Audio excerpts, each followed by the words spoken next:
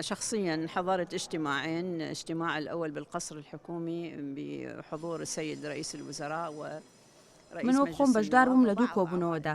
یەکەمیان لە بارگای حکومەت بوو کە تێیدا سەرۆکوەزیران و سەرۆکی ئەنجومەنی نوێنەران و بەشێک لە ئەندامانی لیژنەی دارایی و وەفدی حکومەتی هەرێمی کوردستان بەشدار بوون. جاری دووەمیش لە هۆڵی دەستوری پەرلەمان بوو بە ئامادەبوونی لیژنەکانی دارایی و یاسایی و سەرۆکایەتی ئەنجومەنی نوێنەرانی عێراق. لە ڕاستیدا گفتوگۆی زۆر لەسەر کێشە و گرفتەکان کراوە و هەست بە دروستبوونی کەشێکی ئەرێنیش دەکرێت. لە یەکێک لە کۆبوونەوەکاندا من ئاماژەم بەوەدا کە دەبێت هەمووان ڕاشکاوانە قسە بکەین و یەکەم شت کە دەبێت بیکەین ئەوەیە لێدوانی نالێپرسراوانە لە هەردوو لاوە ڕابگیرێت. لەبەر ئەوەی کە ئەو لێدوانانە خزمەت بە چارەسەرکردنی دۆخەکە ناکەن و کاریگەری ئەرێنی لەسەر شەقام دەبێت.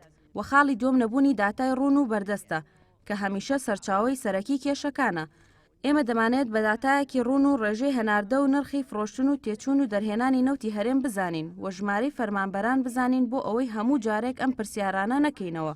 هەروەک دەبێت هەرێمی کوردستان پرۆژە یاسای بودجەی هەبێت و حساباتی ختامیش هەبێت کە ئێستا نیەتی. ليش ايش قد السعر اللي يبيع بيه؟